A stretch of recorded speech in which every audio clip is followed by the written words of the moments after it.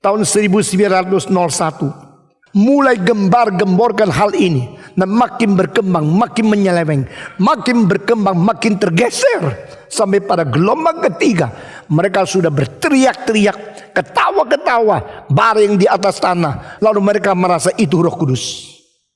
Pemimpin-pemimpinnya hidupnya tidak suci, khususnya di dalam dua hal, di dalam seks dan keuangan, membuktikan itu bukan Roh Kudus. Saudara-saudara, Roh Kudus ada roh yang kudus. Roh Kudus ada roh Allah. Roh Kudus ada roh kebenaran.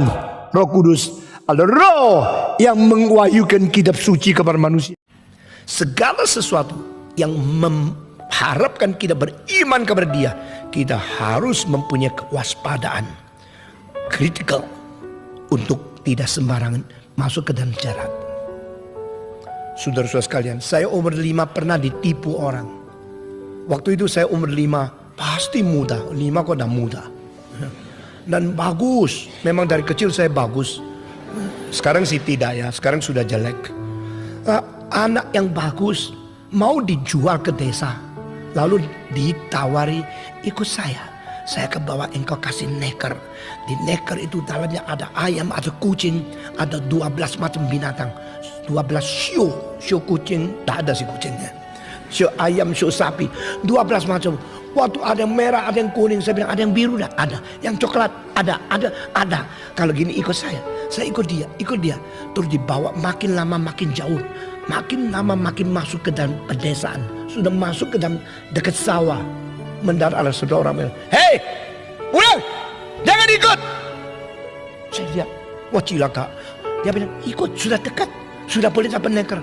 Saya bilang, ini orang menghalangi gua ya. Saya mau dapat neker kok dibawa pulang. Pokoknya pulang, jangan ikut orang itu. Saya baru lagi noleh kanan, noleh kiri, mau ikut yang mana. Orang itu langsung lari. Itu penculik anak. Wah puji Tuhan. Kalau hari itu udah ada orang yang teriak, sekarang saya tidak tahu di mana. Pasti tidak ketemu kamu. Nah orang itu baru bicara sama saya. Ini sekarang banyak anak diculik. Kamu anak yang bagus, kamu akan dijual kemana, lu tahu enggak? Nggak tahu. Goblok, ikut aku pulang. Bawa pulang, kasih tahu sama mama saya. Ini sudah di pinggir sawah. Saya bawa dia pulang.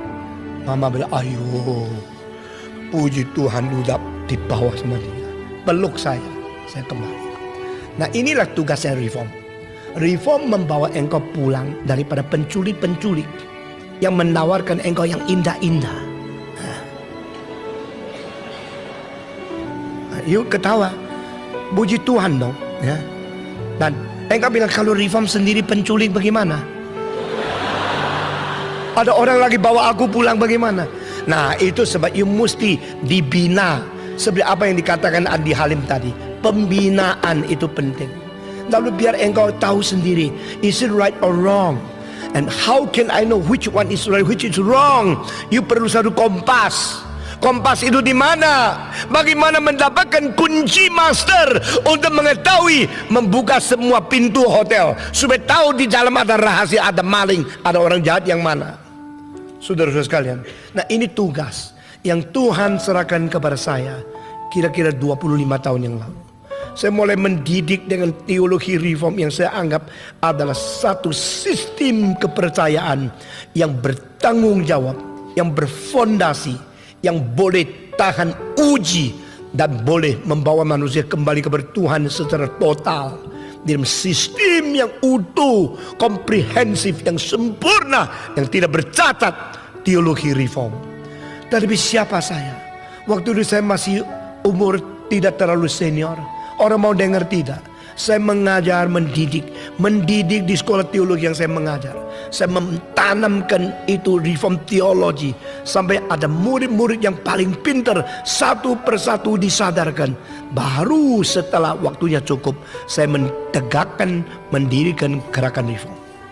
Setelah mentegakkan gerakan reform, saya dengan satu metode, yaitu mengajar kebenaran kepada ribuan orang. Dan waktu itu jarang ada pendeta mempunyai kesempatan seperti saya bisa mengumpulkan ribuan orang untuk mendengar doktrin. Biasanya gereja kalau undang, silakan pimpin KKR. Gereja-gereja itu dikuasai oleh majelis. Dan majelis-majelis cuma taunya kalau gereja dia orang banyak, persembahan banyak itu puas. Banyak majelis tidak tahu gereja itu ajaran benar atau salah. Pokoknya orang penuh, gedungnya bagus, persembahannya cukup, semua ongkos, bukan saja break even masih bisa lebih, itu bagus. Maka undang pendeta yang pintar khotbah, kasih amplop besar. Yuk amplop besar diambil, amplop besar disimpan. Gereja itu maju.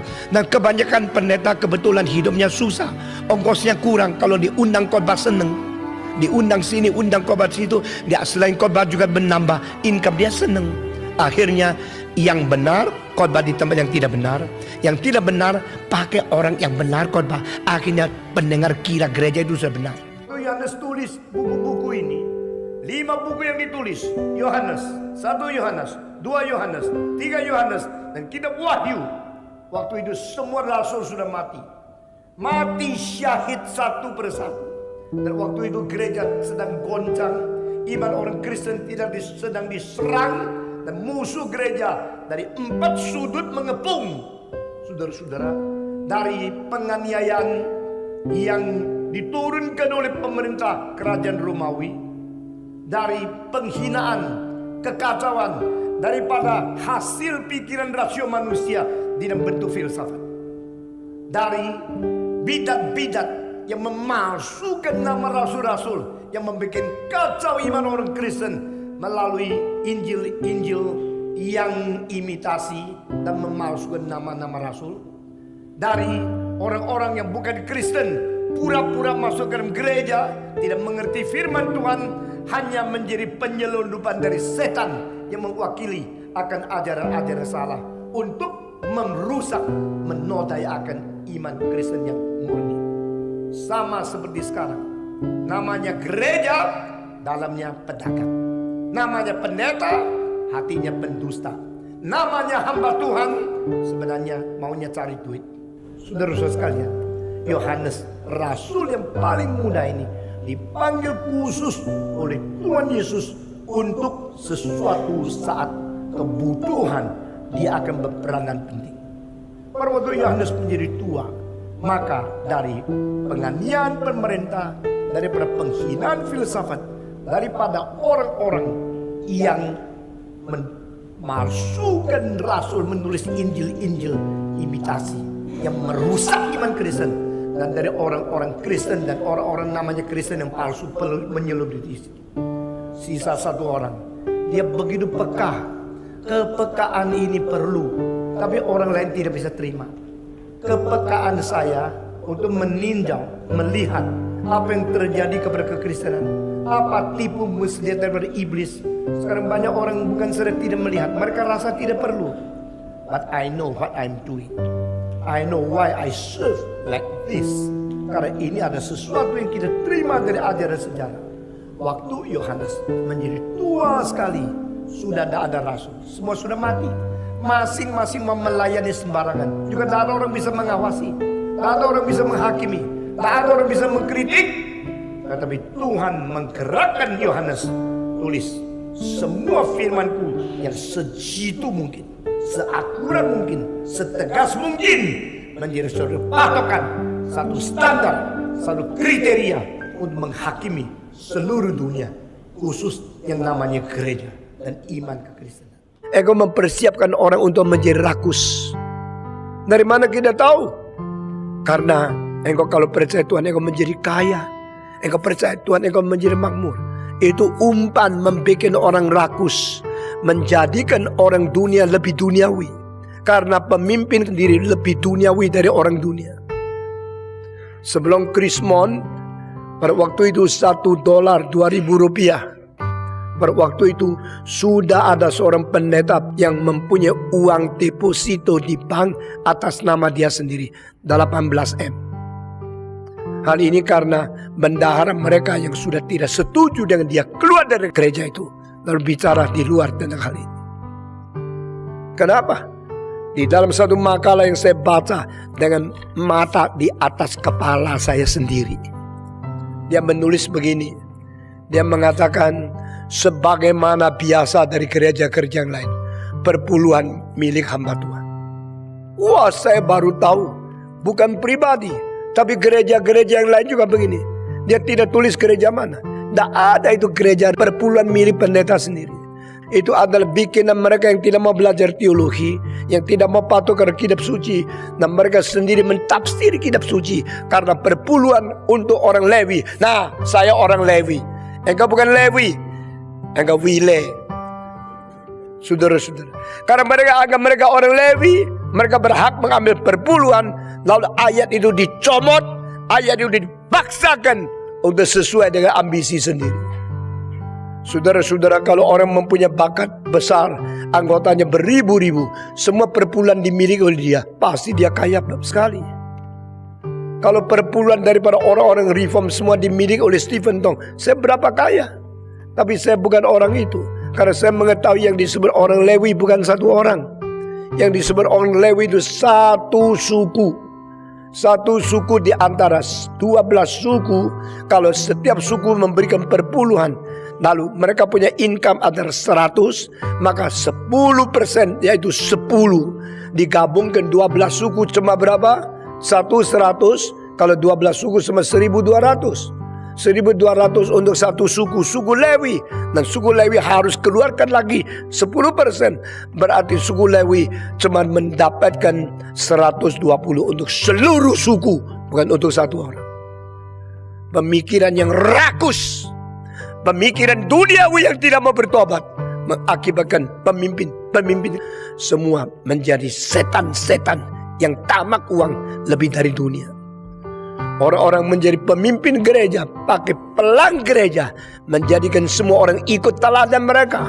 Saudara-saudara, yang disebut gereja berbakti kepada Allah dengan perasaan takut, menghormati, dan sungguh-sungguh mengembalikan kemuliaan kepada Sang Pencipta dan Sang Penebus. Itu namanya worship. Saya heran, mulai kira-kira 20 tahun lalu, semacam angin dari Korea meniup seluruh dunia. Mari kita belajar worship. Jadi selama ini 2000 tahun dah worship. Itu namanya praise and worship. Yaitu memuji dan berbakti kepada Tuhan. 10 menit itu namanya praise and worship. Praise and worship in 10 minutes. To worship is a whole life. Surrender before God's sovereignty. Istilah worship di dalam bahasa Ibrani adalah to bend down yourself. Membengkokkan diri. Bengkok ke mana? Bengkok ke depan. Bengkok ke depan sampai tuntas itu namanya tersungkur. Saudara-saudara, bengkok ke depan berarti tunduk di bawah yang lebih tinggi. Tetapi sekarang bukan bengkok ke depan, jatuh ke belakang. Itu apa saya tidak tahu. Sudah kembali kepada Alkitab, sola scriptura. Tidak ada ajaran Alkitab orang dipenuhi Roh Kudus jatuh ke belakang, lalu mata melem, sesudah itu tidak sadar. Itu ajaran dari mana saya tahu? Non-biblical, non-Christian, bukan ajaran Kristen. Bukan ajaran Alkitab. Alkitab mengajar makhluk 4 yang begitu mulia di hadapan Tuhan, tersungkur di hadapan Tuhan. Alkitab mengajar malaikat-malaikat berbakti, mereka bungkukkan diri di hadapan Tuhan.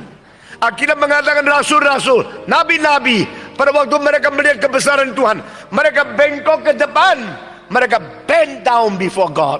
Itu namanya worship. Gereja harus mengerti apa itu worship. Yang berkhotbah kalau tidak takut kepada Tuhan, hanya taunya main-main, taunya pakai fasilitas, taunya pakai gura-gura bikin seneng pendengar, dia tidak bisa membawa jemaat berbakti kepada Tuhan. Hati-hati dengan gereja. Kalau engkau ke tempat dia menyanyi, dalam Tuhan kita bersaudara. Lalu kita, wah ini persatuan. Coba tanya, kalau persatuan harus di gereja itu, kenapa gereja itu tidak bersatu ke gereja kita?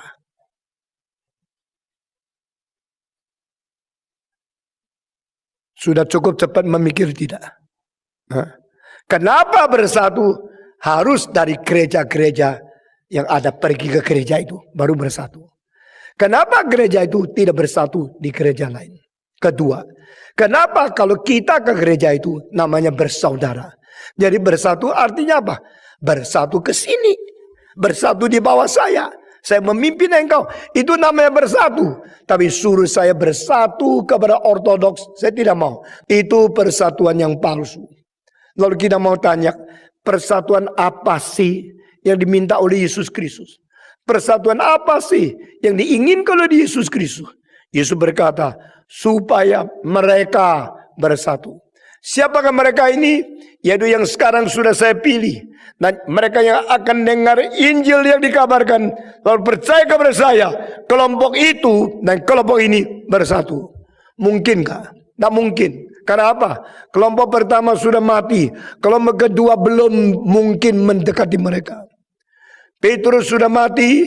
Yang mendengar Injil Petrus berada di kota Roma, berada di Turki, berada di Mesir. Mereka pulang, tak mungkin ketemu lagi. Bagaimana bisa bersatu? Saudara-saudara, gereja bisa bersatu secara jasmania susah. Banyak orang Amerika, orang reform, orang Indonesia, orang reform, orang Malaysia, orang reform, sama-sama reform. Bagaimana bisa bersatu? Tak mungkin bertemu karena perbedaan geografis, karena perbedaan zaman, karena perbedaan bahasa, karena perbedaan daripada warna kulit, sehingga tidak mungkin bersatu. Kalau tidak mungkin bersatu, doa ini menjadi kosong atau tidak? Doa ini menjadi sia-sia atau tidak? Tahun 1974, saya berada di Switzerland. Dan saat di Lausanne, itu kita melihat orang Injili seluruh dunia. 160 negara kumpul di Switzerland. Oh, pada waktu mereka bertemu, baru saya lihat orang hitam-hitamnya. Aduh, begitu hitam. Kecuali mata sama gigi, semuanya hitam. Orang putih-putihnya. Orang yang tinggi-tingginya. Orang pendek-pendeknya. Satu hari setelah 10 hari kita berkonferensi selesai. Semua mau pulang. Banyak orang sayang karena tidak mungkin ketemu lagi. Maka peluk-pelukan. Waktu peluk-pelukan, saya di tempat yang jauh melihat seorang tinggi sekali. Putih, peluk sama seorang pendek sekali, hitam. Saudara-saudara, putih peluk hitam, hitam peluk putih, tinggi peluk pendek, yang pendek peluk tinggi. Peluknya bagaimana? Yang tinggi peluk kepalanya, yang kecil peluk pantatnya. Satu gambaran yang indah luar biasa. Saya sayang sekali saat itu tidak bawa kamera. Kalau saya ceret, saya akan simpan sampai hari ini. Kasih engkau lihat, inilah namanya persatuan. Saudara-saudara, waktu dilus-lus kepalanya, dia juga lus-lus pantatnya. Yang satu tinggi sekali, satu pendek sekali. Menjadi suatu gambar yang indah luar biasa. Saya baru sadar, what is in one, we all reconcile, we all peace in Jesus Christ. Ini yang dicatat. Yesus berkata, saya berdoa supaya mereka bersatu. Susah bersatu juga. Tahun 74, Lausanne pertama, saya ada di Switzerland. Tahun 89, Lausanne kedua, saya ada di Manila. Pertama, saya seorang pemuda, hanya menjadi pengikut konferensi. Kedua, saya sudah menjadi pemimpin gereja, dipanggil sebagai pengkhotbah utama di dalam pleno session itu. Dan saudara-saudara, di dalam kebaktian konferensi sedunia di Manila, seorang daripada parlemen Filipina mewakili pemerintah memberikan sambutan. Dan dia berkata, this is the only place that Malaysia, Indonesia, Kuala Lumpur, and Manila can be together. Waktu itu banyak ketegangan-ketegangan politik sehingga antara pemerintah dan pemerintah banyak pertikaian, kekacauan, dan permusuhan. Dan dia mengatakan, in what part of the world, then people of the enmity, they can meet together like this, here in this hall, only in Jesus Christ. Saya sangat terharu. Di dalam Kristus ada kekuatan mempersatukan. Di dalam firman Tuhan ada rahasia saling mengasihi. Ini tidak mungkin dipalsukan oleh teori dan filsafat yang lain. Hanya di dalam cinta kasih Yesus Kristus. Yesus berkata, biar mereka bersatu seperti engkau dan saya bersatu. Kita bersatu. Anak Allah, Allah Bapa, Allah Roh Kudus, Allah Anak bersatu. Inilah persatuan yang paling mutlak, persatuannya yang paling tinggi, dan persatuan yang paling menjadi teladan. Saudara-saudara, semua persatuan harus mengikuti patron persatuan surga ini. Baru bumi ada damai. Saudara-saudara, jikalau kita mau belajar bersatu, kita mesti kembali kepada doktrin Tritunggal. The doctrine of Trinity is the basis of the possibility of human community. Saudara-saudara, komunitas manusia, masyarakat manusia hanya menjadi mungkin jika kita sama-sama merenungkan, mempelajari, dan mengikut teladan Allah Bapa, Allah Anak, Allah Roh Kudus. Allah Bapa berada di dalam Allah Anak. Allah Anak berada di dalam Allah Roh Kudus. Allah Roh Kudus berada di dalam Allah Bapa, dan Allah Bapa berada di dalam Allah Roh Kudus. Dengan demikian Bapa, Anak, Roh Kudus bersatu, dan mereka mempunyai cinta kasih seperti sendiri. Itu sebab Allah Bapa, Allah Anak, Allah Roh Kudus tidak bisa dipisahkan dari kekal sampai kekal, kecuali Yesus menjadi daging. Pernah satu kali berkata, my God, why has you forsaken me? Allahku, Allahku, mengapa engkau meninggalkan aku? Itu harus dipisahkan, harus dibuang, supaya engkau dan saya boleh diterima kembali. Sadarilah, persepuluhan adalah cara membuka pintu gerbang surga. Buat saya, persepuluhan adalah cara saya mengkonekkan keuangan saya sama keuangan surga. Sebagian pengusaha ngerti prinsip ini. Makanya berapa banyak pengusaha ketika memulai satu bisnis, satu usaha tertentu, ya mereka nggak mau sendiri.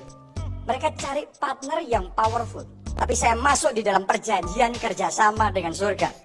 Saya masuk di dalam joint venture dengan surga. Saya nggak sendiri sekarang. Mulai hari ini tidak ada batasan. Pintu gerbang surga dibuka dan berkatnya dicurahkan sampai berkelimpahan. Pendeta itu penipu. Pengajaran itu adalah merusak iman dan membengkokkan kita dari jalan yang benar. Kalau uang itu Tuhan, dolar itu Tuhan, engkau menyembah dolar saja. Kalau Tuhan itu Tuhan, jangan menyembah dolar, menyembah Tuhan Allah. Sebenarnya banyak orang Kristen sudah pura-pura. Hari Minggu ke gereja karena diturunkan, dilahirkan di dalam gereja, di dalam keluarga Kristen. Tapi hati mereka itu mempermainkan uang. Saudara-saudara sekalian, mereka bukan sungguh-sungguh berbakti kepada Tuhan. Dan banyak orang datang ke gereja hanya menanti Tuhan memberi berkat. Kalau percaya Tuhan bisa kaya, bisa sukses, bisa lancar. Itu sebab pendeta mengatakan, berilah 1 juta, lalu Tuhan akan memberikan engkau 10 juta. Berilah 10 juta, Tuhan akan kembalikan engkau 100 juta. Coba lihat, orang yang percaya seperti dia akhirnya bagaimana? Kalau Tuhan tetap membiarkan dia boleh makin kaya dengan cara begitu, berarti Tuhan membiarkan dia, biar dia hancur rohaninya. Karena itu bukan Alkitab. Alkitab mengatakan yang kau terima dari Tuhan, beri kembali perpuluhan kepada Tuhan. Bukan dengan 10% memancing Tuhan memberikan 100%. Itu kurang ajar. Pendeta itu penipu. Pengajaran itu adalah merusak iman dan membengkokkan kita dari jalan yang benar. Dan saudara, ketawa 2 jam. Ditanya kenapa? Roh Kudus lagi ada di dalam tubuhnya. Lalu dia ketawa-ketawa. Saya tidak pernah tahu loh di Alkitab ada Paulus yang geletak. Saya tidak pernah bayangkan Petrus, ketawa 3 jam. Itu Roh Kudus. Itu roh ayam kali. Ayam kalau sudah mati, gitu, getar-getar gini. Itu Roh Kudus apa? Tidak pernah ada catatan di Alkitab. Loh, patong jangan menghina. Roh Kudus kalau bekerja itu bebas. Jadi Roh Kudus mau apa biarin aja. Engkau jangan pakai Alkitab untuk mengikat Roh Kudus. Saya mengatakan terbalik. Engkau jangan memperalat nama Roh Kudus untuk roh Alkitab. Enak aja. Roh Kudus mau apa, boleh apa. Dan Roh Kudus boleh kerja sesuatu tidak sesuai dengan Alkitab. Justru Alkitab diwahyukan Roh Kudus. Dan Alkitab menjadi sesuatu batas kita tahu Roh Kudus bagaimana bekerja. Bagaimana engkau bisa mengatakan tidak boleh membatas Roh Kudus dengan Alkitab? Karena di mana Roh berada, di situ kebebasan ada. Kebebasan apa? Kebebasan engkau dari belenggu dosa. Kebebasan engkau daripada ikatan setan. Kebebasan engkau dari kutukan Taurat. Kebebasan engkau daripada kebinasaan membawa engkau ke neraka. Engkau dibebaskan. Bukan Roh Kudus bebas. Sedang orang yang ada Roh Kudus mau sendiri. Bukan arti itu. Saya kira di abad ke-20, sekarang menjelang abad ke-21, sudah abad 21, saudara-saudara, doktrin Roh Kudus paling dikacau balaukan. Orang yang paling banyak berkhotbah tentang Roh Kudus, gereja yang paling banyak tekankan Roh Kudus adalah gereja yang paling tidak mengerti Roh Kudus. Itu sebab gereja reform ditegakkan untuk membenahi, untuk membawa kembali, untuk mengkoreksi, untuk membawa kembali kepada kebenaran yang diwahyukan di dalam kitab suci. Di dalam Alkitab tidak ada orang dipenuhi Roh Kudus terus berbaring, jatuh ke belakang, tutup mata, roknya tak karu-karuan. Tidak ada itu. Di dalam Alkitab tidak ada orang yang dipenuhi Roh Kudus terus tidak sadar berapa jam. Di dalam Alkitab tidak ada orang dipenuhi Roh Kudus lalu ketawa berjam-jam. Di dalam Alkitab tidak ada orang dipenuhi Roh Kudus terus gini-gini. Ada satu orang, setiap kali saya khotbah di situ, setiap kali panggil yang menerima Tuhan, dia pasti maju ke depan. Jadi tidak pernah takut, tidak laku. Khotbah pasti disahut, pasti direaksi oleh mereka. Dan dia datang ke depan. Begitu datang, pasti tangan kirinya gini-gini. Saya bilang, diam. Setelah saya bilang diam, dia sebentar. Lalu saya mulai doa, dia gini-gini lagi. Mukanya serius, sungguh-sungguh. Dia itu setiap kali maju ke depan, besok maju lagi. Jadi saban hari ini terima Yesus. Saya tidak tahu dia terima Yesus seumur hidup berapa puluh kali. Maju ke depan, tangan kanan justru tidak kiri yang gini-gini. Itu tandanya Roh Kudus ada pada dia. Tidak pernah saya temukan. Saudara-saudara, satu kali saya berkhotbah, memanggil orang maju ke depan, dan lebih 100 orang berlutut di depan. Pada waktu semua berdoa, minta pengampunan Tuhan, doa, seorang berdiri, sayalah Yesus. Hah? Kepenuhan Roh Kudus kan? Roh Kudus mengajukan dia terus, sayalah Yesus. Saya bilang, demi nama Yesus, lutut. Lalu dia lihat saya. Dia lihat saya lihat dia. Saudara-saudara, lalu dia lutut. Ya. Satu kali lagi, seorang berdiri mengatakan, aku mengampuni dosamu. Saudara serang ketawa. Roh itu ada di sini loh. Roh itu yang menipu manusia sekarang ada di sini dengan dan dia pasti tidak senang sekali. Saya sih tidak takut dia. Saudara-saudara, saya mengatakan saya minta kalian mengaku dosa. Kenapa kamu mengampuni dosa? Mari kita bertobat. Mari kita mengaku dosa. Mari kita minta pengampunan dari Tuhan. Lagi berdoa, Tuhan ampuni dosaku. Aku mengampuni dosamu. Seorang encek-encek umur 50 mengampuni encim-encim yang lain. Seorang pendengar berlutut berdiri mengampuni orang lain. Dalam nama Yesus, lututlah engkau. Saya suruh engkau bertobat, mengaku dosa. Engkau tidak berhak mengampuni dosa. Langsung dia jatuh. Saudara-saudara, itu pekerjaan Roh Kudus kan? Itu baptisan Roh Kudus kan? Baptisan Roh Kudus selalu dimengerti salah. Nah mereka menganggap engkau hanya menjadi orang Kristen biasa. Tidak cukup. Engkau perlu sesuatu supernatural power to anoint you, to come upon you, and you become different person. You experience something supernatural.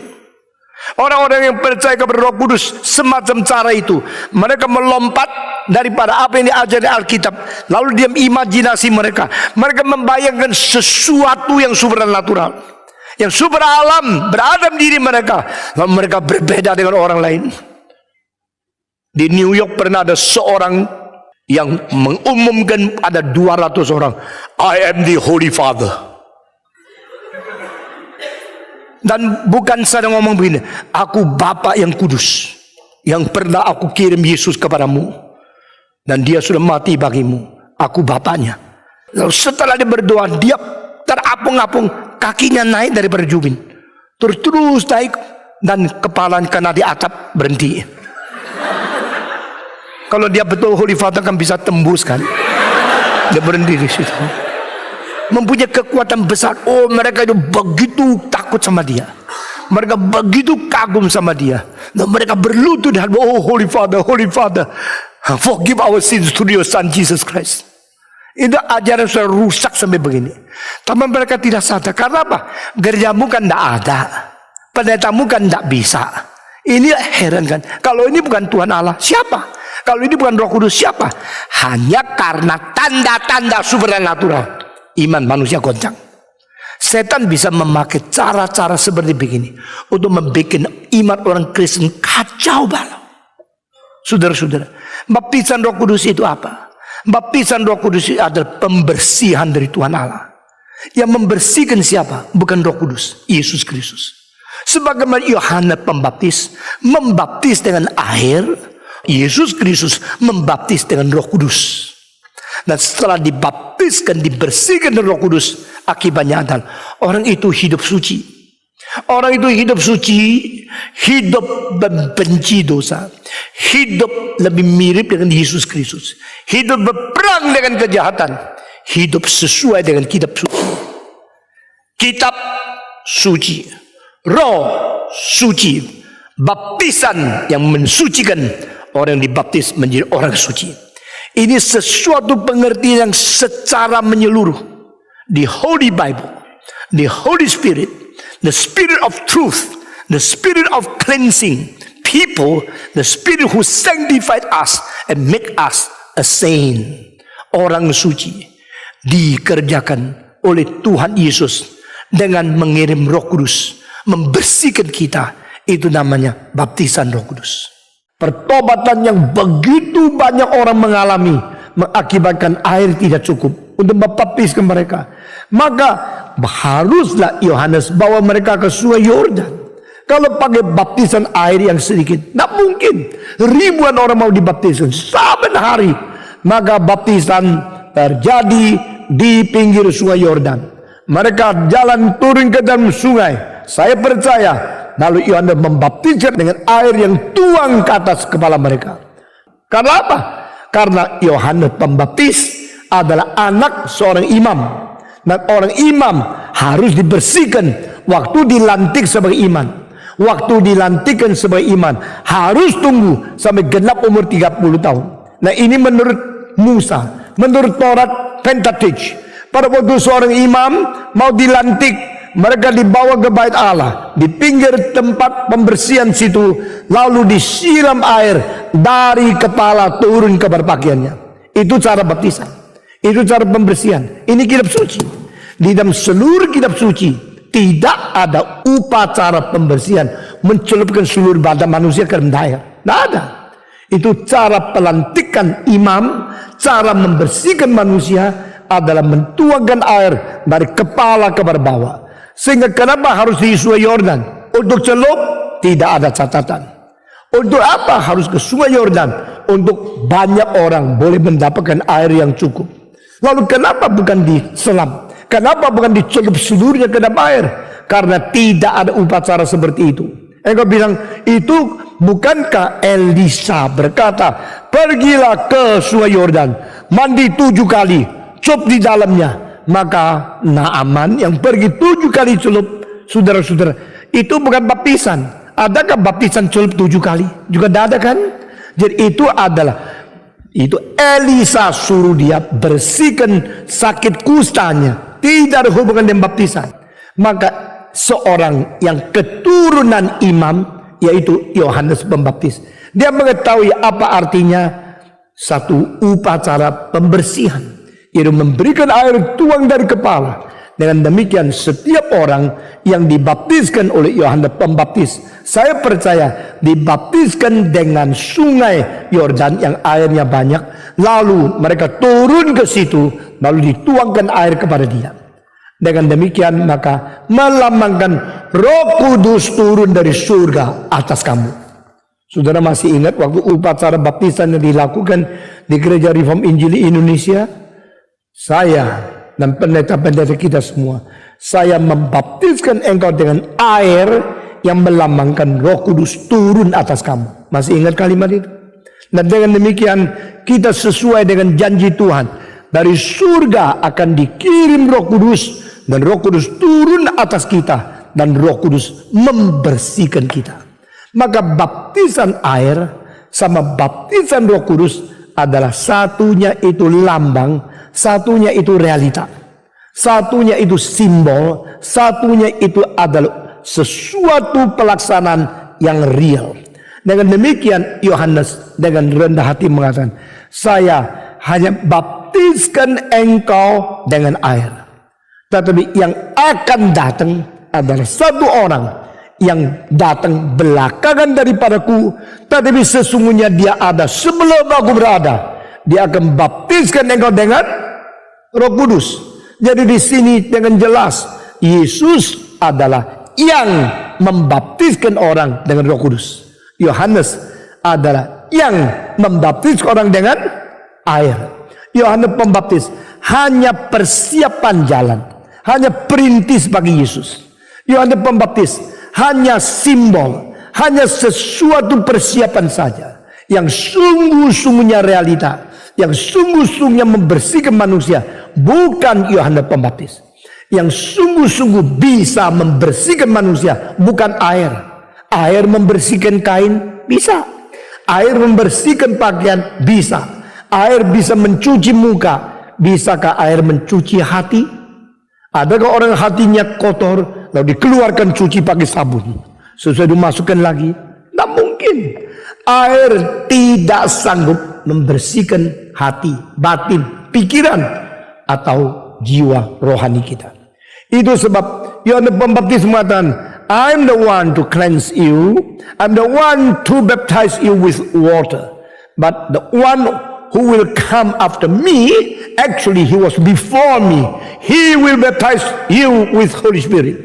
Dengan demikian kita melihat tugas Yohanes Pembaptis sama tugas Yesus Kristus total berbeda.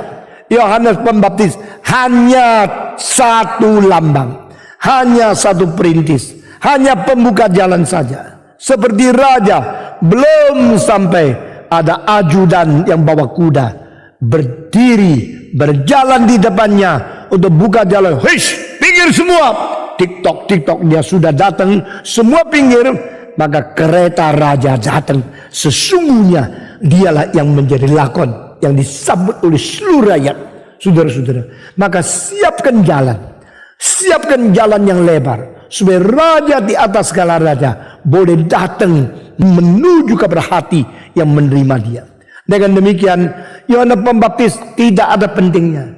Dia punya kepentingan cuma satu, mempersiapkan jalan dan mempersiapkan hati umat untuk menerima Yesus Kristus.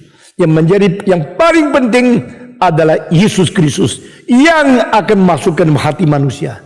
Maka dia berkata, kerajaan Allah sudah dekat. Bertobatlah kamu, mempersiapkan diri dibaptiskan. Saya hanya baptiskan engkau dengan air. Dialah yang akan membaptiskan engkau dengan Roh Kudus. Nah, baptisan atau pembersihan itu berarti pengkudusan. Jadi engkau cuci, engkau baptis, engkau cuci pakaian, tujuannya untuk apa? Membersihkan pakaian, bukan? Engkau cuci rambut, tujuannya apa? Untuk membersihkan rambut, bukan? Engkau cuci sepatu, engkau cuci akan celana, engkau cuci bersih. Semua istilah cuci tujuannya cuma satu. Untuk apa? Membersihkan. Maka jangan lupa, baptisan air melambangkan cuci dosa kita secara lambang. Tetapi dosa mana bisa dicuci dengan air? Maka dia mengatakan, I just baptize you with the water, but he who comes after me, he will baptize you with the Holy Spirit. Roh Kudus adalah roh yang kudus semua. Roh Kudus adalah roh yang kudus.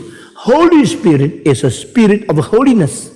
When you say Holy Spirit and you say the Spirit of truth, it means you must not separate Spirit from holiness. You must not separate Spirit from the truth. The true Holy Spirit is the Spirit of the truth.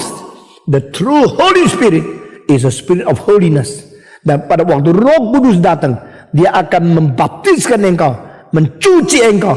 Berarti Roh Kudus membersihkan segala dosamu, dan dia akan menjadikan engkau orang yang kudus. Pekerjaan Roh Kudus adalah merubah status kita yang tadinya adalah orang berdosa menjadi orang yang suci. Jadi a sinner transformed into a saint, a sinner changed into a holy person, a sinner changed by the baptism of Holy Spirit and become sanctified, become cleansed, become sanctified person to be a saint, to be present to God. Roh Kudus bekerja untuk membersihkan manusia, untuk mengkuduskan kita, memberikan pengkudusan sehingga kita menjadi orang suci di hadapan Tuhan. Lalu saya tanya sama mereka, jadi tahun lalu Roh Kudus sudah turun, setelah kamu berdoa 10 hari. Sesudah itu 10 hari lalu kamu doa lagi minta Roh Kudus turun. Jadi Roh Kudus tahun lalu sudah turun, sekarang turun lagi. Antara turunnya tahun lalu, turunnya sekarang di tengah-tengah 355 hari ini, dia ke mana? Dia sudah turun, lalu waktu engkau tidak perhatikan dia lari. Sudah lari, tahun depan minta dia turun lagi. Setelah itu doa sebulan dia turun lagi, dia lari lagi. Kalau gini, itu namanya kejar-kejaran dong. Itu namanya mainan seperti sin-sinan gitu. Di mana kamu? Di belakang tiang. Cari. Sudah ketemu. Sudah kamu hilang lagi. Lalu cari lagi. Apa Tuhan bermain-main dengan manusia? Engkau tidak pernah perlu bicara sama anakmu. Besok engkau besar, harus terima Yesus, harus dibersihkan oleh darahnya, karena Yesus akan datang lagi untuk mati bagi kamu. Tidak perlu. Jadi tidak ada lagi di buku kitab suci mengenai akan dibaptiskan Roh Kudus lagi. Kenapa? Karena tidak perlu. Kenapa tidak perlu? Baptisan Roh Kudus itu adalah secara global, secara kolektif cuma terjadi satu kali. Only happens once in the history of the world. Baptisan Roh Kudus adalah satu kali secara kolektif, yaitu terjadi, sudah lewat. Sekarang saya mau tanya, kita dibersihkan oleh darah Yesus Kristus, betul tidak? Yesus mati membersihkan dosa kita, betul tidak? Dan orang yang belum lahir, anak kita, engkau bilang sama dia, engkau masih kecil, engkau perlu dibaptiskan, engkau perlu disucikan, engkau perlu diampuni dosa, maka engkau nanti besar akan menerima penyucian dari darah Yesus. Dan maka engkau perlu waktu dewasa menerima Yesus. Waktu itu Yesus akan mati untuk kamu, betul tidak? Engkau kalau sudah dewasa, engkau perlu darah Yesus. Waktu itu demi engkau yang perlu Yesus, Yesus akan datang mati bagi kamu, betul tidak? Nah betul, kenapa? Yesus sudah pernah satu kali mati. Nah ini yang tidak dimengerti oleh orang, karena mereka selalu mengharap Roh Kudus turun. Roh Kudus sudah turun satu kali, tidak turun dua kali. Di Surabaya ada satu gereja, setiap hari Pantekosta mereka sebelum 10 hari kumpul di gereja, doa Tuhan turunkan Roh Kudus, turunkan. Sudah hari Pantekosta, dapat Roh Kudus sudah turun. Mereka semua merayakan hari Pantekosta setelah 10 hari doa. Selama 10 hari doanya begitu sungguh-sungguh, begitu berkobar-kobar, begitu menggebu-gebu, begitu emosi. Tuhan turunkan Roh Kudus. Sudah 1 hari, 2 hari, 8 hari, 9 hari, hari ke-10. Nah, Roh Kudus sudah turun. Bikin kebaktian besar. Hari ini Roh Kudus sudah turun.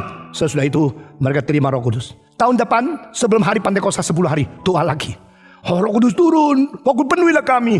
Lalu saya tanya sama mereka, jadi tahun lalu Roh Kudus sudah turun, setelah kamu berdoa 10 hari. Sesudah itu 10 hari lalu kamu doa lagi minta Roh Kudus turun. Jadi Roh Kudus tahun lalu sudah turun, sekarang turun lagi. Antara turunnya tahun lalu, turunnya sekarang di tengah-tengah 355 hari ini, dia ke mana? Dia sudah turun, lalu waktu engkau tidak perhatikan dia lari. Sudah lari, tahun depan minta dia turun lagi. Sesudah itu doa sebulan dia turun lagi, dia lari lagi. Kalau gini, itu namanya kejar-kejaran dong. Itu namanya mainan seperti sin-sinan gitu. Di mana kamu? Di belakang tiang. Cari. Sudah ketemu. Sudah kamu hilang lagi. Lalu cari lagi. Apa Tuhan bermain-main dengan manusia? Engkau tidak pernah perlu bicara sama anakmu. Besok engkau besar, harus terima Yesus, harus dibersihkan oleh darahnya, karena Yesus akan datang lagi untuk mati bagi kamu. Tidak perlu. Karena Yesus sudah pernah datang, sudah pernah mati satu kali. Yesus yang sudah pernah datang, pernah mati satu kali, tidak perlu datang lagi, mati lagi satu kali. Karena that is once forever, once completed, and after completed, the power of the salvation is forever.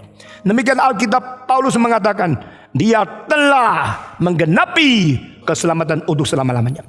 Di dalam Ibrani berkali-kali dia sudah menggenapi dan untuk selama-lamanya. Maka Paulus waktu bicara tentang baptisan Roh Kudus yang terakhir, we all had been baptized by the Spirit into one body. Kita semua sudah dibaptiskan. Kapan baptisan Roh Kudus terjadi? Terjadi secara pribadi kita masing-masing di dalam pengalaman dan tanggal waktu kita hidup. Jadi saya dibaptiskan Roh Kudus adalah terjadi pada tahun 1957. Tetapi hari itu Roh Kudus membaptiskan saya. Apakah hubungan dengan Roh Kudus turun pada hari Pantekosta? Hari itu saya dibersihkan oleh Roh Kudus. Hari itu Yesus membaptiskan aku dengan Roh Kudus. Ya betul. Karena hari itu saya mengalami pembersihan, diselamatkan, dikuduskan. Tetapi kenapa saya bisa dikuduskan? Karena Roh Kudus membawa saya kembali kepada hari Pantekosta. Dengar ya. Sebagaimana saya menerima Tuhan, hari itu Roh Kudus membawa saya kembali kepada Golgota. Dan Golgota bukan terjadi sama hari. Golgota atau kematian Yesus hanya satu kali. Tapi semua orang yang bertobat dibawa oleh Roh Kudus, bergabung ke dalam kematian Kristus, dan digabung ke dalam kebangkitan Kristus, dan dimasukkan ke dalam Kristus. Demikian pada waktu engkau menerima baptisan Roh Kudus, pada waktu engkau dibersihkan, Roh Kudus membaptiskan engkau dengan membawa engkau kepada hari Pantekosta, yang di situ dia membersihkan semua orang suci dari segala zaman, dari segala negara, dari segala bahasa, dari segala tempat, termasuk engkau yang lahirnya 2000 tahun kemudian. John Wesley bukan Pantekosta, tapi maafkan, dia bapak ajaran Pantekosta. Ajaran second blessing dari John Wesley adalah kunci dan fondasi yang menghasilkan charismatic movement. Jadi bapak karismatik bukan dari orang Pantekosta, dari John Wesley sendiri. Di dalam Metodis ada dua pendiri. Satu adalah John Wesley, yang kedua adalah George Whitefield. George Whitefield adalah orang reform. Dia lebih muda daripada John Wesley, dan dia memegang doktrin reform dengan begitu ketat, dan dia menganjurkan John Wesley yang sama-sama mendirikan gereja Metodis supaya mengerti reform doktrin. John Wesley tidak mau. John Wesley bilang, saya tidak bisa percaya kedaulatan Allah yang memilih umatnya. Kalau Allah memilih, berarti tidak semua mendapatkan anugerah yang sama.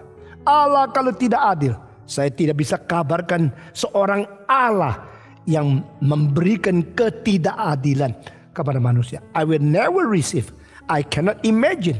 I couldn't preach a God who is not no justice. This is not my God.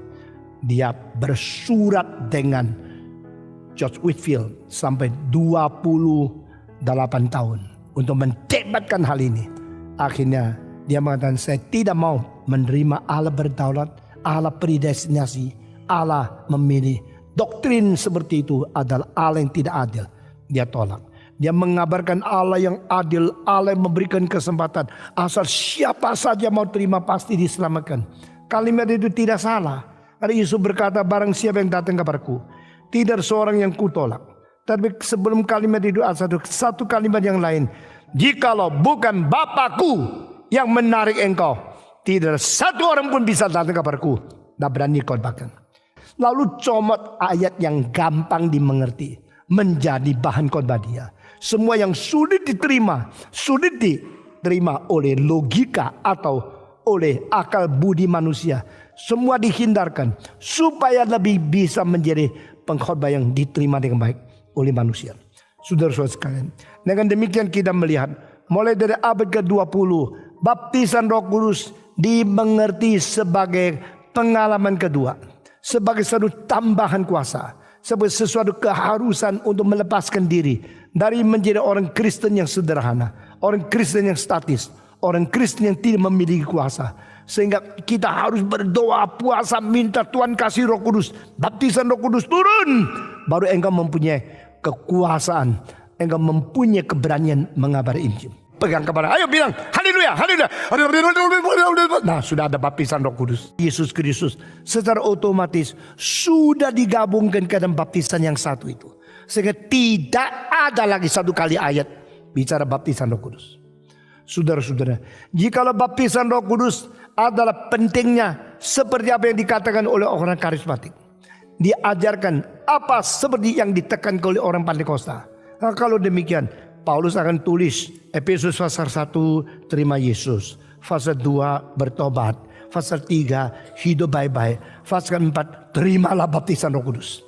Lalu dia tulis lagi kepada Galatia, tulis lagi ke Filipi, tulis ke Timotius, tulis lagi ke Tesalonika, tulis lagi kepada Kolose, tulis lagi kepada orang-orang yang Titus yang mengikuti dia. Satu persatu surat dia akan tekankan harus dibaptiskan Roh Kudus. Seperti apa yang dipaksakan oleh orang. Engkau sudah dibaptiskan? Sudah belum? Sudah belum? Sudah. Tahu kapan itu? Sudah pernah berlidah asing tak? Sudah bisa kalau glosolalia enggak? Semua orang jadi kacau. Kalau bilang ayo lutut, lalu dipegang kepada ayo bilang haleluya, haleluya. Nah, sudah ada baptisan Roh Kudus. Nah, apa itu ajaran dari Alkitab? Dibaptisan Roh Kudus tandanya sama satu, yaitu engkau bisa berbahasa lidah. Saudara-saudara, saya minta saudara perhatikan orang-orang Pantekosta dan karismatik mengartikan glosolalia dengan dua versi. Pertama, glosolalia sebagai satu tanda asli engkau sudah dibaptiskan oleh Roh Kudus. Kedua, glosolalia hanya satu dari antara 9 karunia. Maka mereka mengatakan, loh, bukankah berbahasa lidah itu karunia? Itu lain. Bahasa lidah itu satu karunia antara 9 karunia yang ditulis di dalam surat Korintus. Itu lain. Tapi satu-satu yang paling penting yaitu glosolalia bukan hanya karunia saja. Itu adalah bukti asli engkau dibaptiskan oleh Roh Kudus. Kalau mereka sudah memutlakkan pemisahan ini, lalu mereka berani mengatakan, sobat tanya, engkau sudah berkarunia lidah? Belum. Kalau belum berarti engkau belum dibaptiskan. Nah, kalau sudah diselamatkan belum dibaptiskan. Lain. Diselamatkan itu tahap 1. Dibaptiskan itu tahap 2. Engkau sudah diselamatkan karena engkau sudah ikut gereja. Itu adalah pengalaman pertama. Pengalaman kedua, bukan saja diselamatkan, harus dibaptiskan dengan Roh Kudus. Nah, ini baru menjadi engkau sungguh-sungguh setia dan sungguh-sungguh berkuasa orang Kristen. Sebagaimana Petrus menerima Yesus menjadi muridnya, nah cukup. Maka Yesus mengatakan, engkau harus dibaptiskan Roh Kudus lagi pada hari Pantekosta. Nah, saudara-saudara, ini double experience, 2 steps. Ini ajaran dari mana? Dari tafsiran mereka. Tafsiran seperti ini betul tidak? Saya berkata kepada saudara, yang mentekankan ini mulai daripada John Wesley, abad ke-18. John Wesley mengatakan kita perlu second blessing. Kita perlu next step after being born again. Diselamatkan tak cukup, harus mendapatkan second blessing. Seperti satu simbol yang dikatakan di Alkitab. Yesus melihat seorang buta, lalu Yesus tumpang tangan menyembuhkan dia. Setelah disembuhkan, tanya dia, apa yang kau lihat? Dia mengatakan, aku lihat orang jalan-jalan seperti pohon. Pohon tak bisa jalan, ya. Tapi orang itu kayak pohon. Yesus bilang, wah, ini visinya tidak jelas. Jadi sekali lagi tumpang tangan atas. Sekarang engkau lihat apa? Sekarang lihat jelas. Ada hidung loh orang itu. Pohon tidak ada hidung kan? Ada mata, ada kuping. Sekarang jelas. Ini namanya second touch. The first touch performance miracle, but not thorough. The first touch, the power of God is on it, but not perfect. Maka it needs a second touch. Maka dari pengertian ini mereka bikin doktrin. First touch, salvation. Second touch, sanctification. First touch, believe in Jesus. Second touch, receive Holy Spirit.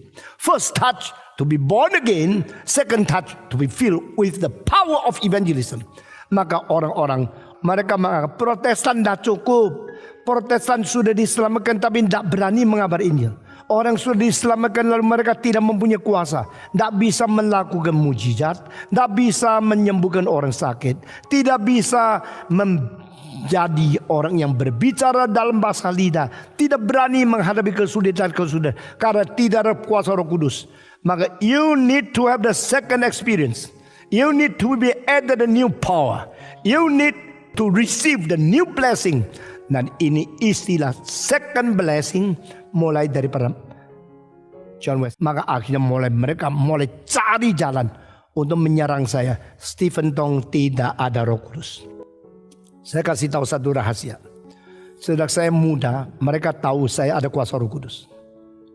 Dan mereka akan memperalat supaya saya mengabarkan sesuai dengan apa yang mereka kabarkan.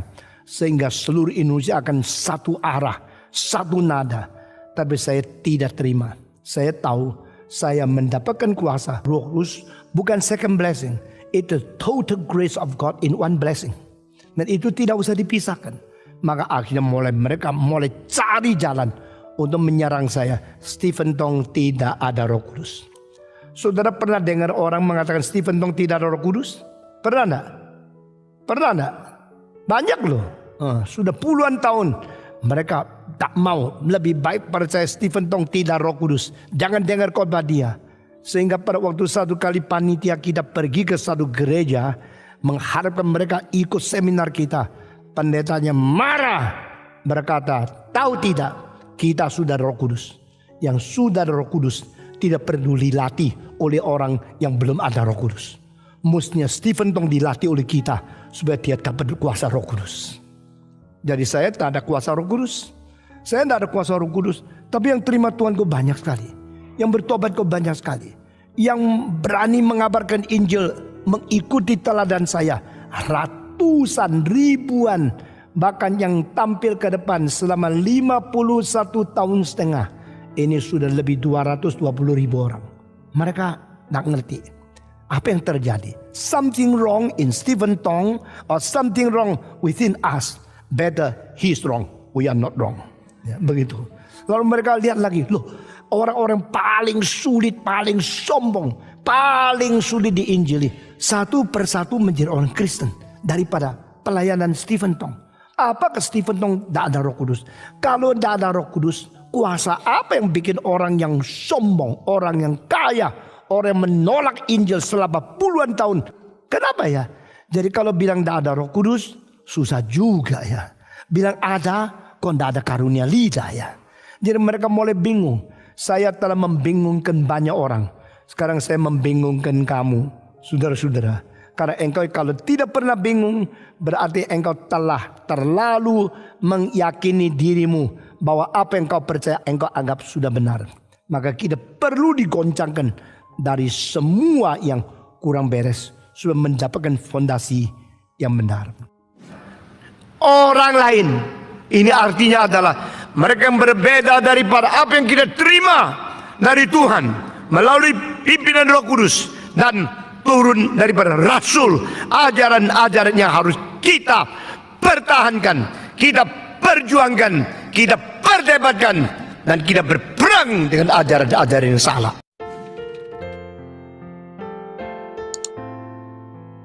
Saudara-saudara sekalian, tetapi orang-orang tidak mau belajar paling suka pakai ayat ini.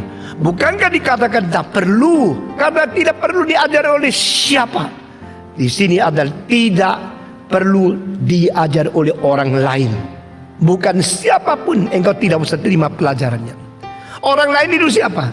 Ini harus dimengerti dari Galatia, di mana Paulus mengatakan, aku sudah memberitakan firman Tuhan kepada engkau. Aku sudah serahkan Injil kepada engkau. Jikalau ada orang, baik dia rasul ataupun dia malaikat, datang lagi mengajar kabar kamu hal yang berlawanan dengan apa yang aku ajarkan, orang itu harus dijatuhkan kutukan. Nah, itu artinya bukan arti kita tidak usah belajar, tidak usah lagi mendapat pelajaran dari siapapun karena tidak perlu diajar orang lain. Berarti dirimu sudah juga ada Roh Kudus, lalu sudah tidak belajar orang lain. Ini artinya adalah mereka yang berbeda daripada apa yang kita terima dari Tuhan melalui pimpinan Roh Kudus dan turun daripada Rasul. Ajaran-ajaran yang harus kita pertahankan, kita perjuangkan, kita perdebatkan, dan kita berperang dengan ajaran-ajaran yang salah. Saudara-saudara, dengan demikian ayat ini tidak boleh disalahgunakan, tidak boleh disalah kutip, tidak boleh disalah mengerti. Karena apakah yang engkau terima bukan daripada yang diturunkan kepada kita. Paulus berkata, aku memberikan kepadamu sesuatu yang aku terima pada hari itu dari Kristus. Dan Kristus telah mengajar kita, Roh Kudus memberikan penjelasan kepada kita, rasul-rasul memberikan pagar, patokan dari iman yang tidak boleh kita menyeleweng, yang tidak boleh kita lewatin, dan tidak boleh kita abaikan. Saudara-saudara sekalian, itu sebab engkau harus pelihara dirimu di dalam Tuhan Yesus, di dalam pimpinan Roh Kudus, dan tidak perlu diajarkan oleh orang lain lagi. Yang disebut orang lain daripada tradisi, lain daripada apa yang diberikan kepada kita melalui warisan dari rasul. Saudara-saudara, gereja yang sejati, tanda pertama adalah dengan ketat memelihara apa yang diwariskan dari ajaran rasul. Perhatikan kalimat ini, saya akan ulang-ulang terus selama saya hidup. Ciri khas dan tanda gereja yang sejati adalah dengan ketat memelihara, mempertahankan, memperjuangkan, mewarisi iman kepercayaan yang diturunkan dari rasul. Saudara-saudara, kalau ini sudah menjadi longgar, gereja akan membuka pintu untuk serigala masuk untuk memalsukan dia adalah gembala atau adalah domba. Kalau ini sudah menjadi longgar, maka kita tidak mungkin lagi mempunyai pengertian sesungguhnya mengenai apa yang diwahyukan oleh Tuhan. Saudara-saudara sekalian, itu sebab gereja harus terus mengkoreksi diri. Gereja harus terus kembali kepada Tuhan. Gereja harus senantiasa mereformkan diri melalui semangat yang mau transform through reform spirit, untuk berubah terus kembali kepada firman, dan kita boleh tetap menjadi gereja yang sesungguhnya. Saudara-saudara, setelah abad ketiga terjadinya Montanisme, saya tidak menjelaskan lebih lanjut. Saudara bisa beli banyak buku-buku teologi yang penting dan harus mengerti banyak hal-hal, tema-tema yang lebih penting melalui kebaktian-kebaktian lain. Jangan menjadi orang Kristen yang sudah puluhan tahun ikut kebaktian, semua doktrin tidak tahu. Montanisme merupakan sesuatu gerakan yang menyebut diri dipenuhi oleh Roh Kudus.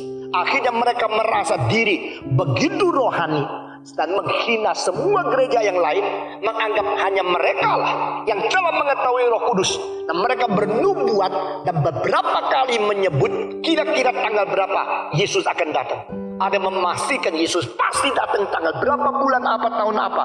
Ini semua sudah terjadi 1700 tahun yang lalu. Saudara baru menjadi heran, kok ada orang di Korea berani mengatakan tanggal 28 Oktober Tuhan Yesus datang. Saudara-saudara, 1700 tahun yang lalu ajaran semacam demikian sudah ada di dunia. Itu namanya Montanisme. Di antara mereka ada orang yang merasa kuasa kebangkitan Tuhan ada di pada mereka. Roh Kudus memenuhi mereka sampai mereka mau berdansa-dansa, berteriak-teriak, dan ada yang sampai timbul kepalanya sampai di atap. Sebagian karena Roh Kudus ada di pada mereka, lalu mereka berteriak-teriak dan mereka tidak lagi mempunyai kesadaran. Setelah kehilangan kesadaran, mereka berbaling di lantai. Sesudah itu mereka bergulung-gulung di sana dengan ludah-ludah dan perkataan teriakan yang keras. Mereka katakannya itu adalah gerakan Roh Kudus. Itu ada kepenuhan Roh Kudus. Itu ada urapan Roh Kudus. Dan di antaranya ada orang yang rasa karena Tuhan sudah panggil dia, dia mau menyatakan kuasa supernatural karena Roh Kudus ada pada dia, sampai dia loncat dari gunung, akhirnya mati. Kalau itu adalah Roh Kudus, saya mau tanya, dari mana dasar Alkitab? Kalau itu adalah ajaran yang sesat, kenapa sekarang masih banyak orang menganut ajaran begini? Saya percaya kita harus membahas doktrin Roh Kudus. Kita harus mengenal Roh Kudus lebih tuntas. Kita harus mempelajari kitab suci dengan sungguh-sungguh. Bukan hanya basa-basi, bukan hanya main-main, bukan hanya ikut-ikutan. Saudara-saudara, di dalam zaman ini saya kadang-kadang merasa saya adalah orang yang paling tersendiri. Terlalu banyak orang tidak kenal saya. Apa yang saya harus kerjakan?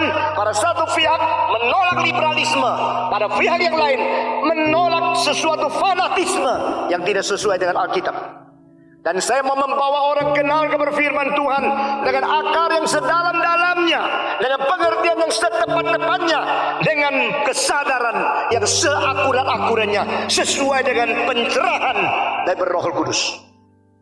Ini memang tidak gampang, tapi bagaimana sulit pun saya akan berjuang untuk mentegakkan ajaran yang benar pada zaman ini. Karena itu panggilan, itu visi. Meskipun engkau adalah pemimpin agama, engkau adalah alim ulama, engkau adalah orang pimpinan di dalam gereja, engkau tidak akan melihat kerajaan Allah. Engkau tidak mungkin masuk kerajaan Allah kecuali engkau diperandakan oleh Roh Kudus. Oh saudara-saudara, jangan menipu diri kita sendiri. Alkitab tidak pernah mengatakan orang dibaptiskan air masuk surga. Alkitab tidak pernah mengatakan orang jadi majelis masuk surga. Alkitab tidak pernah mengatakan orang mengikut perjamuan suci masuk surga. Alkitab tidak pernah mengatakan engkau sudah ditabis jadi pendeta, engkau masuk surga. Pendeta pertama yang masuk neraka, pendeta Yu. Siapa itu? Yudas.